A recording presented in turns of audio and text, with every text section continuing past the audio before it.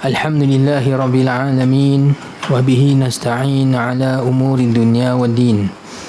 Wa sallallahu wassalam ala Sayyidina Muhammad khatamin nabiyyin wa ala alihi wa ashabihi ajma'in wa man tabi'ahum bi ihsanin ila yaumiddin. Subhanaka la ilma lana illa ma 'allamtana innaka antal alimul hakim.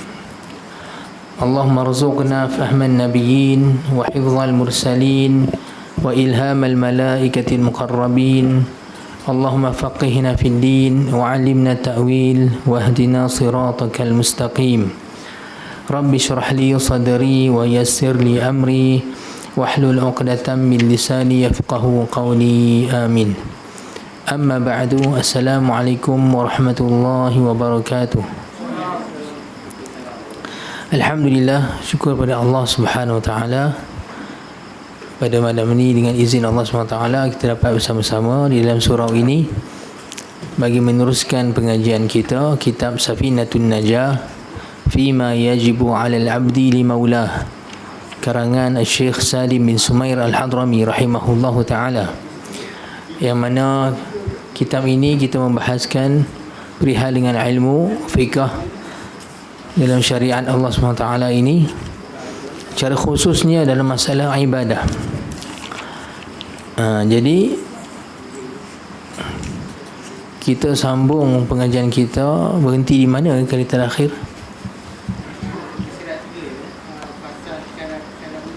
Syarat-syarat wuduk. Syarat wuduk dah selesai ke belum? Rasanya dah habis dah.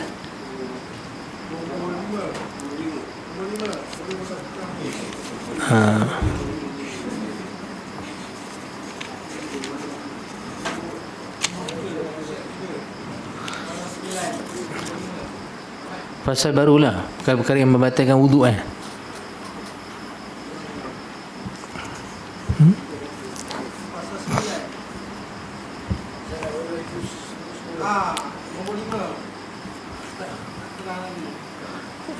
dalam syarat-syarat wuduk. Nombor 5 tak terang lagi 1, 2, 3, 4, 5. Maksudnya yang nombor 5 tu, bahawa tiada sesuatu di atas anggota itu perkara yang mengubah air, ya. Yang tu kan? Baik. Baik, jadi kita terberhenti lama sikit hari tu.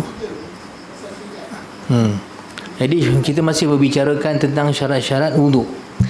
Jadi syarat-syarat wuduk ni sekali lalu daripada awal mestilah Islam. Wuduk orang yang bukan Islam tak diterima kerana Islam adalah syarat bagi niat, dan niat adalah rukun bagi kebanyakan ibadah. Kemudiannya tamyiz, maksudnya mumayyiz. Kalau kanak-kanak belum mumayyiz, masih lagi terlalu kecil, masih lagi pakai pampers contohnya, tak reti nak istinja sendiri, tak boleh nak uruskan makan sendiri, maka kanak-kanak yang usia seperti ini, amal ibadah dia belum lagi sah. Belum lagi sah. Sampailah dia mumayyiz, walaupun belum baligh, barulah amalan dia dikira sebagai sah, termasuk dalam masalah wuduk. Kecuali seperti mana kita sebutkan pada pengajian lepas, wuduk orang budak yang yang buat haji ataupun umrah, wuduk untuk tawaf, di sini jadi sah. Sebab Nabi SAW memberi dalam satu hadis memberitahu bahawa haji ataupun umrah bagi kanak-kanak hukum dia sah. Jadi nak tawaf kena ada wuduk. Jadi kalau kita walaupun bayi baru umur setahun contohnya, kita wudukkan dia untuk dia tawaf, maka wuduk dia kira sah ketika itu. Yang itu masalah yang terkecuali. Dan wuduk mestilah bersih, syarat dia mestilah bersih daripada haid dengan nifas. Ini permasalahan yang khusus bagi kaum wanita. Kaum wanita dalam keadaan haid, darah duk ada lagi, ataupun dalam keadaan nifas. Nifas, darah yang keluar selepas melahirkan anak, kebiasaannya 40 hari, tempoh paling lama dia 60 hari. Lepas 60 hari, kalau sekiranya keluar lagi darah, itu bukan darah nifas, dipanggil darah istihadah, darah sakit. Jadi perempuan yang masih keluar darah, sama ada haid ataupun nifas, tak sah wuduk dia. Kalau dia berwuduk, hukum wuduk dia tak sah, dan hukumnya haram sekiranya berwuduk dengan sengaja. Perempuan yang kena haid dengan nifas tak boleh berwuduk. Nampak no? Wuduk dia tak sah dan wuduk dia haram. ketika tu. Sampailah dia dah terputus darah. Kan, sampailah darah dah berhenti, sama ada haid ataupun nifas. Kemudiannya dia boleh berwuduk walaupun belum mandi janabah, belum mandi wajib. Barulah boleh berwuduk kalau darah dah berhenti, walaupun dia tak mandi wajib lagi. Malah sunat untuk berwuduk sebelum dia mandi wajib. Baik. Kemudiannya kita sebutkan antara syarat wuduk iaitu tiada sesuatu yang bersih daripada, maksud dia tiada sesuatu ataupun bersih daripada segala barang yang menegah air sampai kepada kulit. Ni pun kita dah telah syarah kan. Seperti cat ataupun kulit sisik ikan, apa saja ada di atas anggota wuduk kita, sama ada muka, tangan ataupun rambut ni seringan sikit. Sebab apa? Sebab sekiranya ada sehelai 2-3 helai rambut yang air boleh sampai, maka wuduk jadi sah. Tetapi tangan muka, tangan dan kaki ada had dia. Muka mesti seluruh muka. Seperti yang kita sebutkan dalam masalah rukun wuduk dulu, had muka bermula daripada tempat tumbuh rambut sampai ke hujung dagu dan di antara dua telinga. Jadi kalau ada sesuatu saja kat muka kita ni, pelekat ke ataupun gam, macam contoh ni kita pakai sebelum tu pakai handy plus, pelekat sakit tu kan, kita cabut masih ada kesan gam dia yang menyebabkan air tak sampai, maka wuduk kita tak sah kalau kita tak hilangkan dulu benda tersebut. Cat sama juga kat tangan, walaupun sikit saja dekat kuku, nampak no? Kuku pun wajib basah, jadi kena hilangkan dulu. Dan begitulah seluruh anggota wuduk yang lain. Kalau sekiranya air tak sampai ataupun baru kita seperasan selepas wuduk, seperti mana kita nak sembahyang, tiba-tiba baru perasan dekat tangan kita ada kulit sisik ikan. Masuk sisik ikan ni pula kita memang yakin dia melekat sebelum wuduk, bukan selepas wuduk. Sebab sebelum wuduk tadi memang kita duk main ikan ataupun kita memang menyiang ikan. Kemudian kita berwuduk, lepas tu nak solat, jelas-jelas sekarang ni baru kita perasan ada satu sisik ikan melekat dekat tangan kita, maka wuduk sini tak sah. Jadi apa perlu buat? Kita buang sisik ikan tersebut, basuh kawasan yang air tak kena tadi pada sisik ikan tersebut. Kemudiannya kita terus berwuduk yang selepas tangan, iaitu kepala dan kaki. Adapun muka tak perlu nak ulang balik, sebab muka sebenarnya sah. Nampak no? Tangan tak sah, dan apa yang selepas tangan. Jadi bila tangan tadi tak sah, kita basuh saja kawasan yang air tak kena tadi, air yang dah kena tadi, tak ada masalah. Dan juga sapu air kat kepala dengan juga kaki. Kalau ada orang tanya, kan tadi dah basuh kepala dan kaki, basuhan kepala dan kaki tidak sah kerana selagi mana tangan tak sah, apa yang selepas tangan tak sah, sebab dia telah melanggar rukun tertib. Melanggar rukun tertib. Selagi tangan tak sah, apa selepas tangan tak sah. Nampak no? Sebab itulah kena ulang balik hak yang kepala dengan kaki.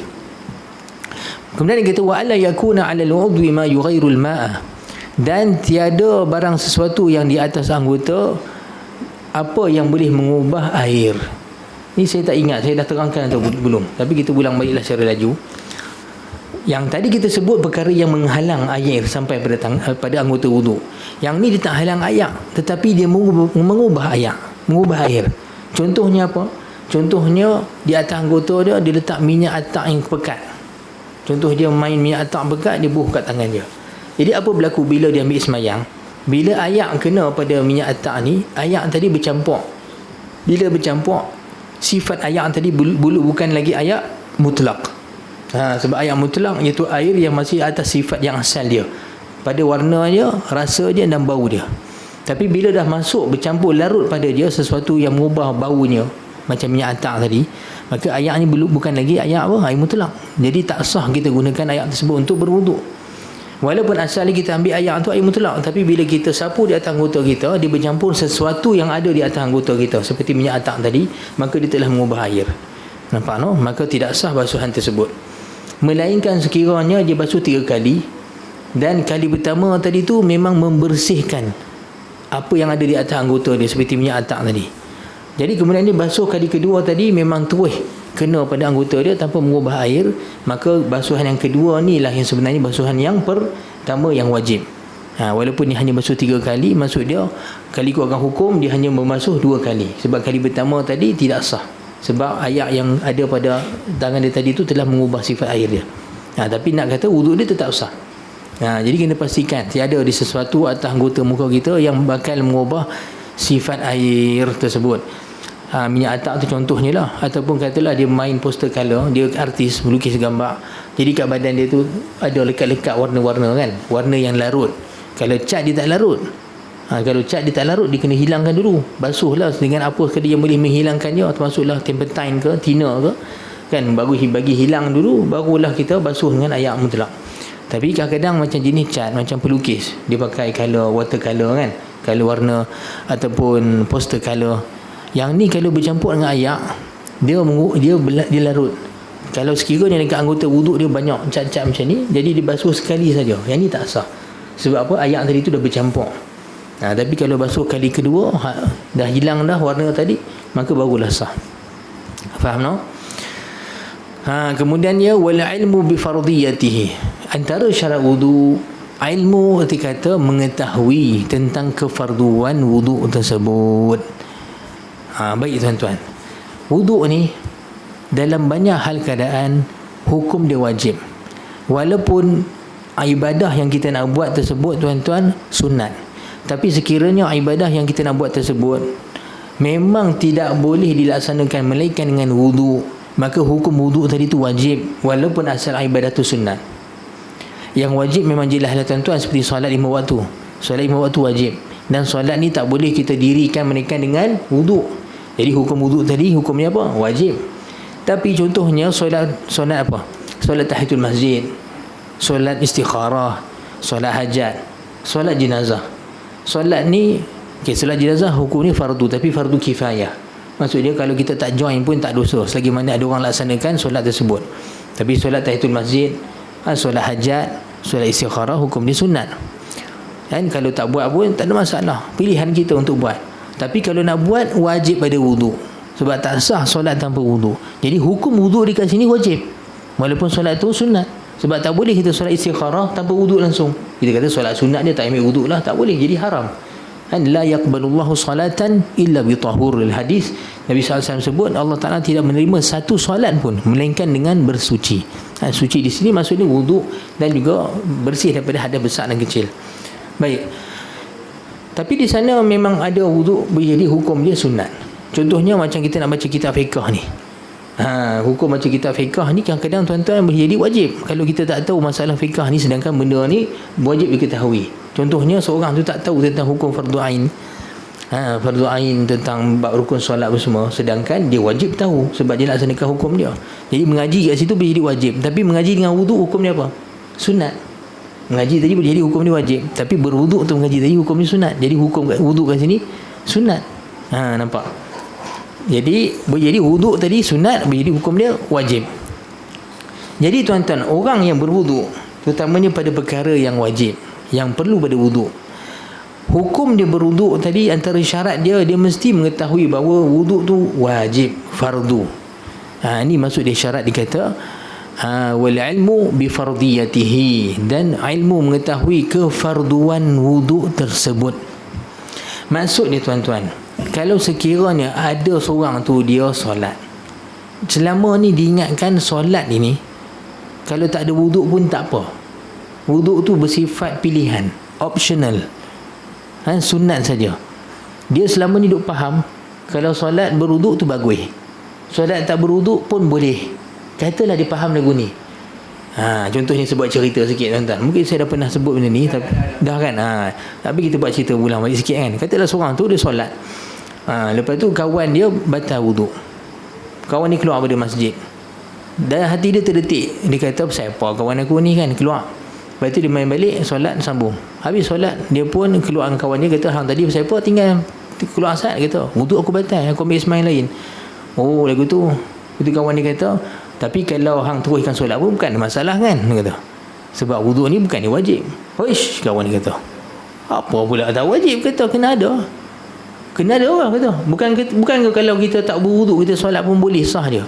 Apa hang cakap ni, kata, mana boleh. Solat ni kena ada wudu. Memang syarat dia. Oh, lagu tu noh. Lepas tu kawan dia kata, habis hang tak asal ni solat tak ada wudu. Tak ada lah, aku ambil semayang lah. Cuma aku duk ingat selama ni kalau tak ambil semayang pun tak apa. Aku tak wudu pun tak apa. Jadi katalah kawan dia ni pula faqih. Faqih maksud dia memang alim ilmu fiqh. Habis tu selama ni hang duk ingat ambil semayang ni, kawan dia tanya. Hang ingat ambil semayang selama ni tak ada wudu pun tak apa. Aku duk fikir lagu tu lah. Allah, dia kata. Apa saya buat, kata. Hang punya solat selama ni tak sah. Dia kata, aku tak pernah, tapi aku tak pernah lah kata sembahyang tak ada wudu. Cuma aku duk ingatkan selama ni kalau tak berwudu pun tak apa, tapi aku tak pernah ambil sembahyang tak apa wudu. Dia kata, ya betul. Kawan dia kata, betul. Tapi tetap tak sah solat hang. Siapa pula? Sebab dia kata, wudu hang tak sah. Macam mana pula tak sah? Sebab selama ni hang berwudu dalam keadaan hang beriktiqad. Hang yakin wudu ni tak wajib. Jadi wudu tadi tak sah. Faham tak tuan? Sebab syarat wudu, syarat sah wudu, wajib mengetahui bahawa wudu tu wajib. Mesti mengetahui. Kalau dia berwuduk, diingatkan wuduk ni optional, sunat, hukum wuduk dia tak sah. Ni dalam banyak masalah fikah seperti yang kita sebutkan tuan-tuan, dia jadi tak sah melainkan dengan ilmu. Ada banyak di permasalahan. Nampak tak? Ada banyak permasalahan nanti. Antaranya masalah seperti sebenarnya saya pernah sebut juga, masalah apa? Musafir. Bila musafir kita lebih daripada 2 marhalah tuan-tuan kan. Lebih daripada 90 km lah kita ambil, 90 km. Lebih dari 90 km perjalanan kita tuan-tuan, kita dibenarkan apa? Ambil beberapa rukhsah syar'iyah, rukhsah keringanan syariat. Antaranya boleh solat qasar dengan nas Al-Quranul Karim. Allah Ta'ala berfirman, ya ayyuhalladzina amanu idza darabtum fil ardi falaysa 'alaikum junahun an taqsuru minas salah. Wahai orang-orang beriman, sekiranya kamu bermusafir di atas muka bumi Allah ini, maka tidak mengapa kamu mengqasarkan solat. Ini memendekkan solat kamu. Memendekkan solat ni macam mana? Iaitu solat rubaiyah, solat yang ada 4 rakaat, iaitu solat zuhur, asar, isyak. 3 solat ni 4 rakaat.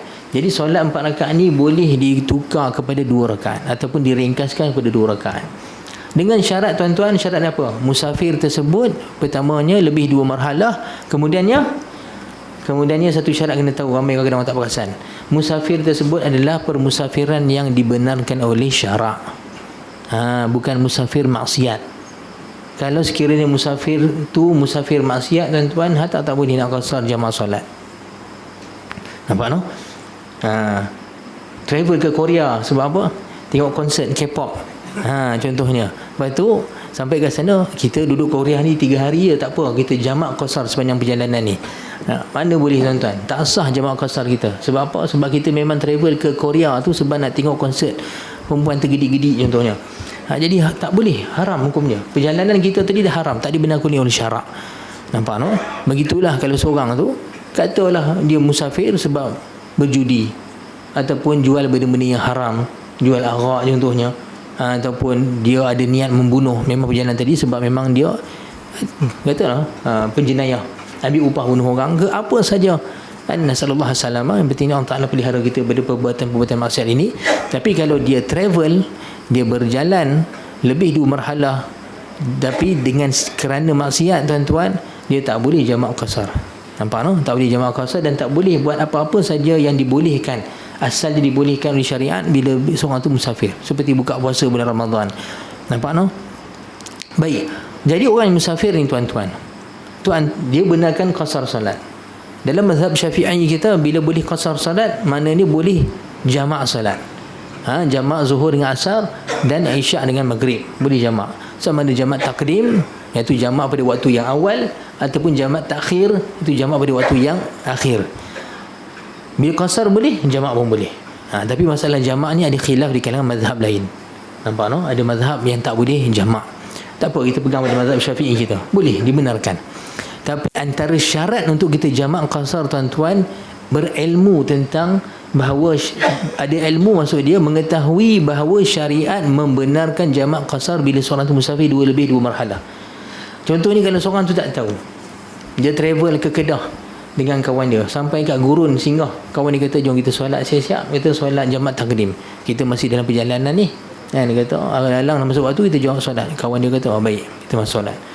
Lepas tu bila nak solat tu, kawan jadi imam, kawan dia pesan lah, kata ni kita buat jamak qasar kan, jamak qasar. Kawan dia duk bingung, yalah kita jamak lah, kita buat sekali sagi asar, kena niat siap-siap. Sebab jamak takdim tuan-tuan, kena niat jamak pada solat yang pertama. Kalau dah lepas bagi salam baru terfikir, aku ni musafir, boleh jamak, jamak siap-siap lah. Padahal solat pertama tadi tak nintas pun nak apa, nak jamak, dah tak boleh dah, tak valid dah. Niat jamak mesti pada waktu yang awal. Jadi kawan dia tadi, remind lah kawan dia tu awal-awal, jangan sampai tak niat pula. Tapi kawan duk bingung, apa tu jamak, kata jamak lah, kita solat sembahyang sekali, nanti saya asar. Okey, kawan ni pun duk okey saja. Kawan ni jadi imam. Lepas 2 rakaat bagi salam lah. Kawan bagi salam, dia pun bagi salam. Itu kawan dia kata, okey bangun pula. Lepas tu, okey qomat pula kata. Dia ikut saja. Kan, qomat lah. Lepas tu solat asar no. Dia bingung nak gaul kepala. Tapi duk buat je lah. Habis solat, naik kereta balik, jalan ke Al-Ustaz tu, kawan dia kata, aku nak tanya hang. Dia kata, tak saat ni kita buat apa ni? Kita solat lah kata. Solat apa? Solat zuhur kan? Dia kata, solat zuhur. Tapi apa siapa 2 rakaat? Lah kasar lah. Kan kita dah habaq kasar. Baik, lepas pergi salam kita solat 2 rakaat lagi tu solat apa? Kata asar. Inilah hang ada sebut asar. Tapi asar tak masuk lagi. Kita jamak solat. Kawan duk bingung. Apa benda ni? Kawan tu kata, hang tak tahu ke?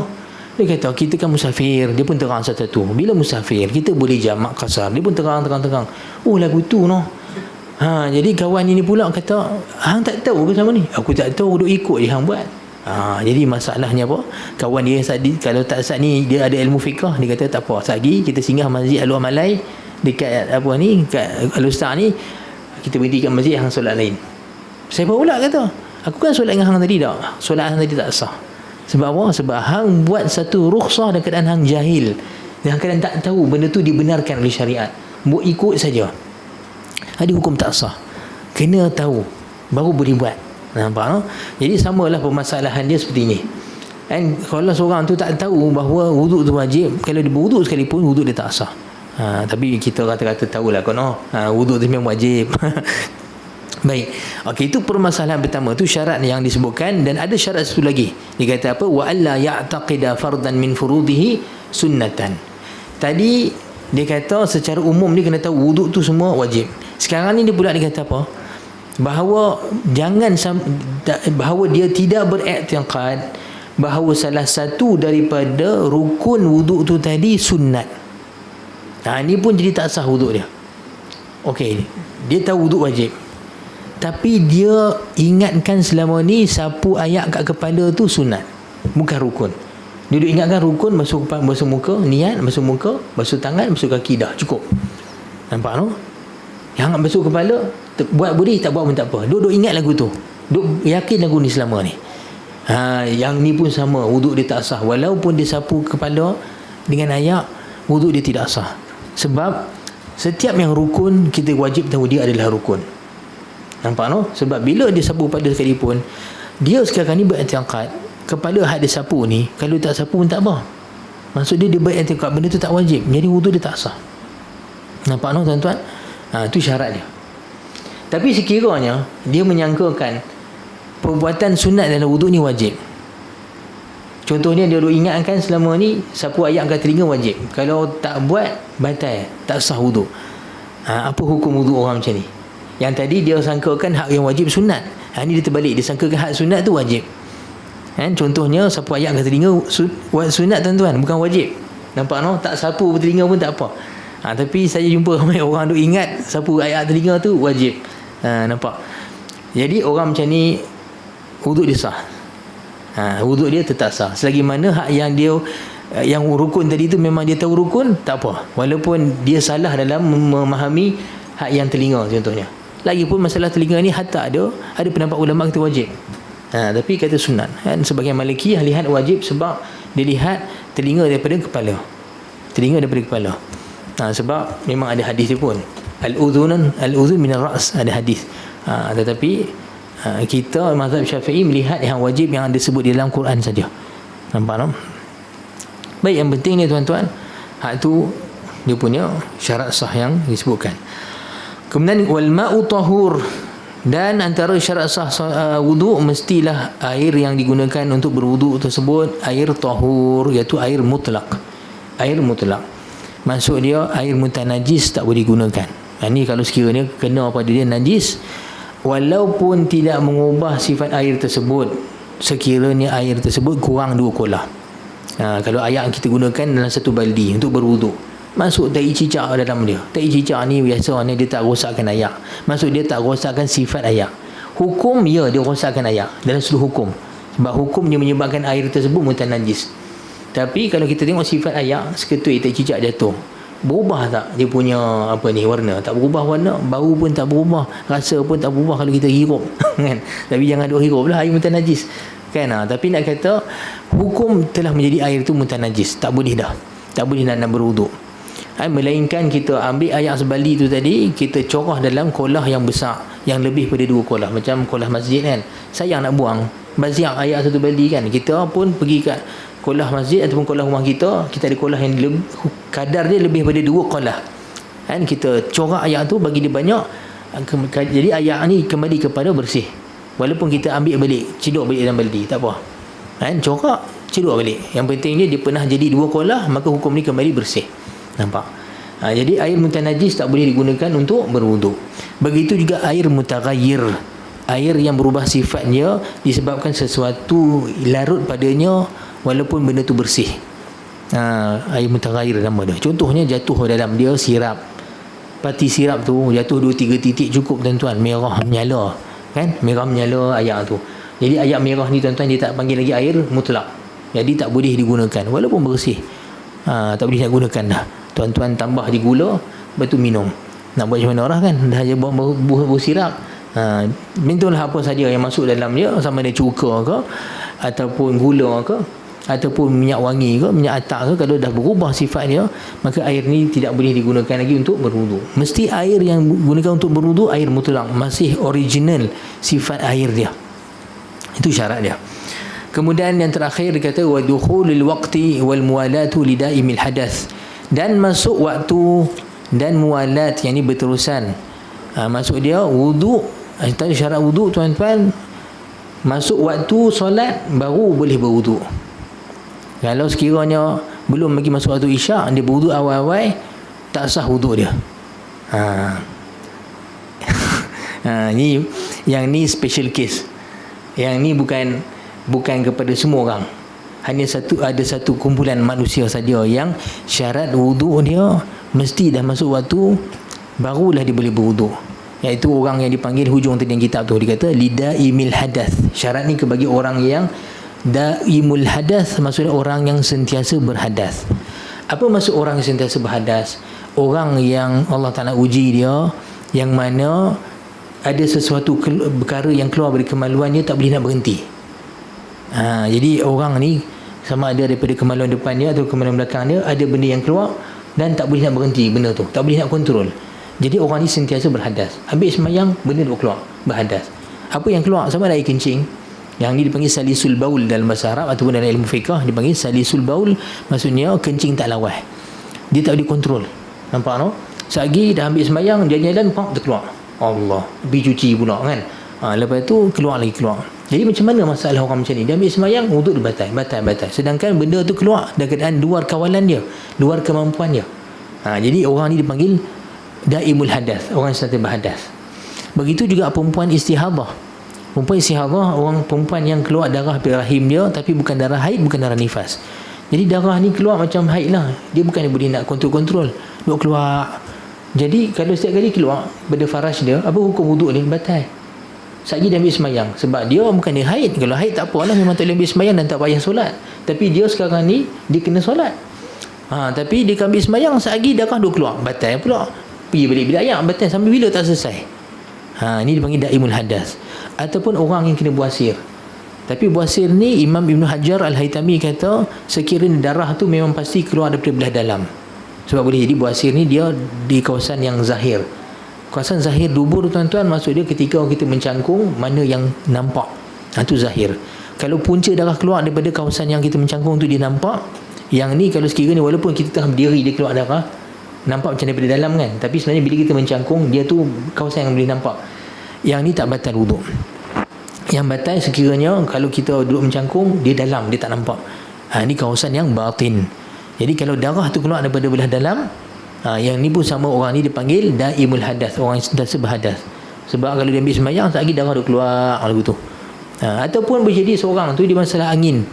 Yang ni memang dah kadang orang busia, ataupun adalah orang berpenyakit kan, Allah Ta'ala pelihara kita, nasallallahu salamah, dia dah tak boleh nak kontrol lah. Dia keluar angin, keluar darah tu lagi dah lasyat lah. Maksud dia lagi susah kan. Hatta dalam kitab fiqah, dalam kitab Muqaddimah Hadramiyah disebut orang seperti ini tak wajib pergi solat Jumaat.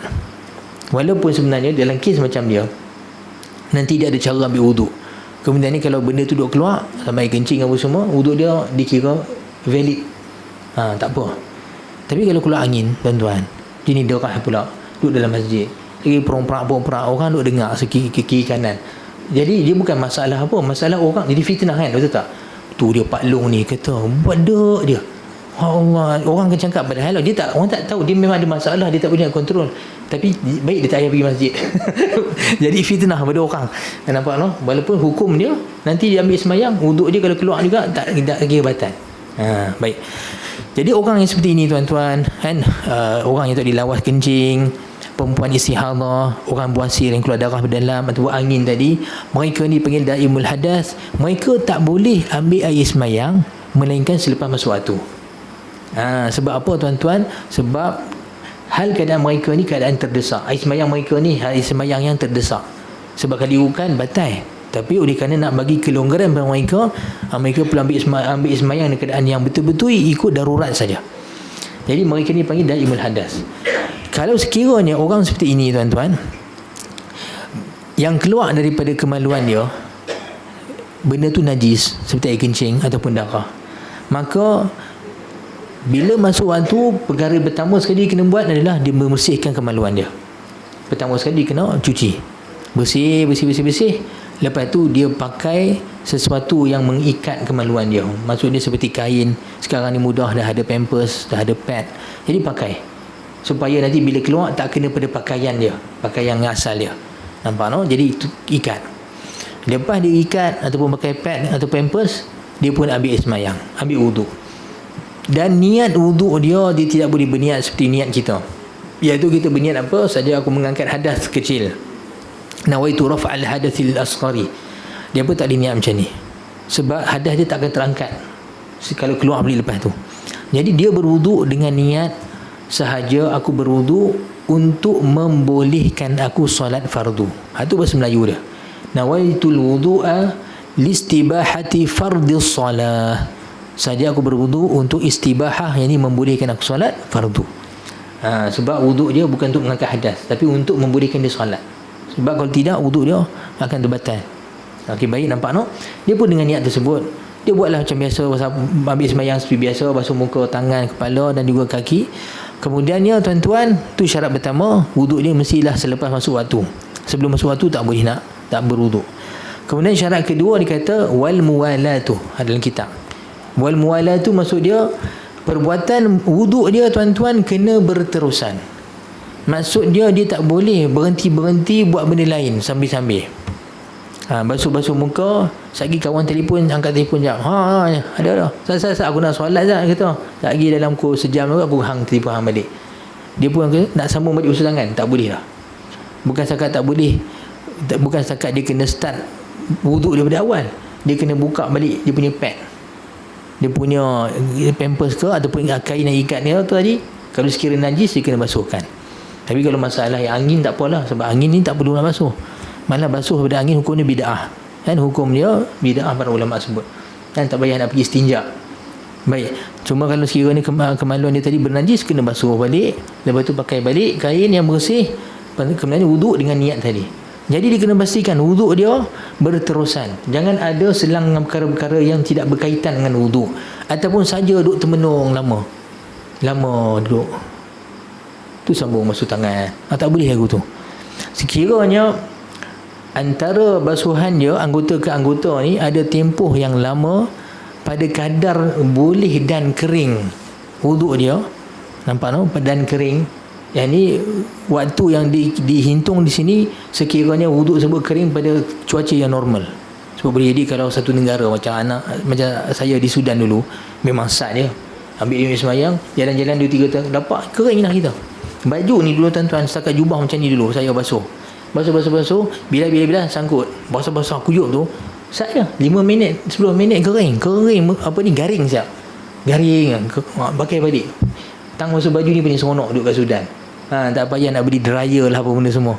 Betul, sat dia kering. Dan kadang-kadang tu masih lemak-lemak tu pakai jalan pergi universiti sampai kuliah kering dah. Punyalah panas hangat. Dia bukan sekadar hangat, dia kering. Macam kita hangat juga noh. Dia 3 hari ni kadang tengah hari hangat, tapi hangat kita dia berlengas, dia lembab. sana kering. Macam tuan-tuan pergi di ni lah Mekah macam tu juga lah, lebih kurang ni benda cuaca. Nampak no? Jadi kalau macam cuaca di Sudan ni, dia tak boleh diambil sebagai kayu ukur dia untuk menentukan tempoh tadi, sebab dia memang terlalu cepat kering.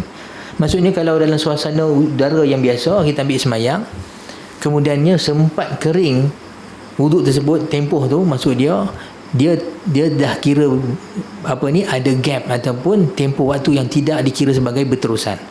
Jadi kena basuh muka, segera basuh tangan, jangan sampai lama sangat, basuh kepala, basuh kaki. Boleh faham tuan-tuan? Tu maksud dia, wuduk dia mesti wal muwalatu, berterusan. Kemudiannya bukan sepanjang wuduk dia, antara wuduk dan solat. Begitu juga, tak boleh buat perkara-perkara yang tak ada kaitan dengan solat. Duduk Ustaz, tengok TV, tengok berita, buka Facebook, post satu, post siap kan, apa semua. Semua tu tak boleh. Jawab WhatsApp, tak boleh. Tapi cari kunci motor sebab nak pergi surau, tak apa. Sebab benda tu memang urusan kita nak ke solat.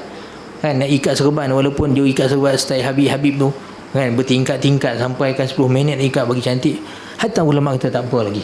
Sebab apa? Sebab dia termasuk lagi dalam bab tazayyun lis-salah. Tazayyun maksud dia berhias-hias untuk solat, sebab dia perintah Allah. Dalam Quran Allah Ta'ala kata, ya bani Adam khudhu zinatakum 'inda kulli masjidin.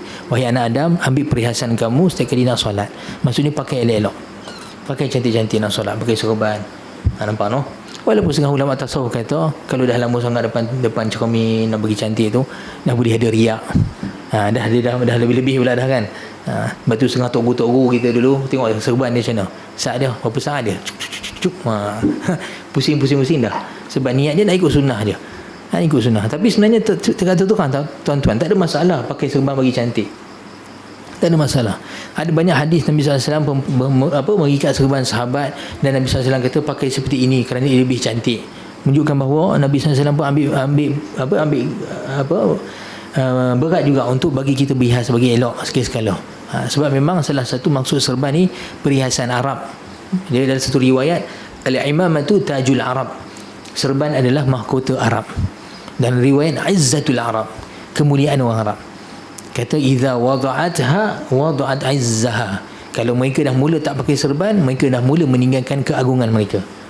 Nampak no? Bila sekarang Arab dah tak boleh nak pakai serban lah, pakai baju macam Mat Salih siap kan, tak ada dah keagungan orang Arab, dah tak ada agung lah. Tak ada beberapa riwayat hadis. Baik, jadi orang yang macam kita sebut tadi, daimul hadas, yang sentiasa berhadas ni, bila dah selesai wuduk, dia kena segera untuk solat. Tapi kalau sekiranya dia berhias, pakai baju, ikat kain pelikat, ambil kunci motor, naik motor, semua urusan-urusan yang berkenaan dengan solat ni tak ada masalah. Naik kereta, lepas tu bila masuk masjid, dia nak solat tahiyatul masjid, tak ada masalah dengan wuduk tadi. Dia kemudian dia solat qabliyah, sunat, ambil mushaf, pegang Quran, tak ada masalah. Walaupun dia duk rasa ketika dia tengah duduk tu, katalah orang ni masalah air kencing duk keluar sikit, walaupun dia rasa duk keluar, wuduk dia masih lagi dia kira boleh pakai. Nampak no? Walaupun kalau ikutkan hukum hadas dah terbatal, dah jadi hadas, wuduk dah terbatal, tapi sebab dia berwuduk tadi sebab dengan keadaan darurat, jadi kalau dia tu keluar tak apa, boleh.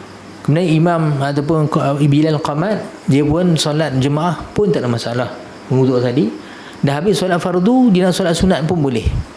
Dan kemudian dia nak sambung baca Quran, pegang mushaf pun boleh. Tiba katalah jenazah mai, solat jenazah pun boleh dengan wuduk tadi, tak ada masalah. Sampailah habis waktu solat tersebut, masuk waktu solat satu lagi, masuk waktu asar contohnya, maka dia kena masuk balik bilik ayak, dan dia kena mula balik proses pada awal. Buang kain yang tadi tu, ataupun kalau sekiranya nak cuci kain tu, letaklah dalam bakul yang cuci, ambil kain baru, basuh dulu, ambil kain baru ataupun ambil pad baru ataupun pampers baru, lepas tu ambil wuduk dengan kaifiat yang kita sebutkan pada awal tadi. Ni cara orang yang inilah wuduk yang bagi daimul hadas, orang yang sentiasa berhadas. Jadi benda yang sama tuan-tuan, benda ni berlaku kalau ikutkan adalah hukum kepada orang yang tebuk perut, tebuk perut. Sebab hukum keluar daripada bawah pusat, sekiranya benda tadi tu memang benda yang biasa, sebabkan dia tak boleh nak keluarkan daripada bahagian normal, maka hukum dia sama juga. Jadi dia kena ambil wuduk dengan cara yang seperti mana kita sebutkan. Sebab benda tu keluar dekat beg kan, sentiasa kan. Tapi kesian lah, memang renyah sikit lah. Tapi kalau kita jaga dengan baik, insyaAllah Allah Ta'ala ganjari. Sebab kita laksanakan hukum syariat Allah Ta'ala dengan sebaiknya. Baik, dah azan Pak Ali? Dengar bunyi azan tadi kan? Dah kan? Okay, tak apa. Jadi kita berhenti sampai sini dulu tuan-tuan. InsyaAllah fasal akan datang, kita masuk fasal yang membatalkan wuduk. Baik. Jadi saya mohon maaf sekiranya sana ada kasar bahasa atau salah silap. Yang baik daripada Allah SWT, salah silap kekurangan daripada kekurangan saya sebagai manusia biasa. Aku qali hadza wa astaghfirullahal azim li wa lakum.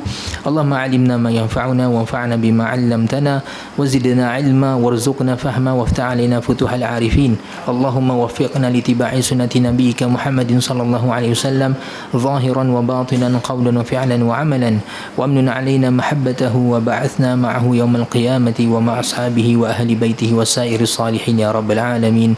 Wa sallallahu ala sayyidina Muhammad wa ala alihi wa sahbihi wa baraka wa sallam. Alhamdulillahi rabbil alamin. Assalamualaikum warahmatullahi wabarakatuh.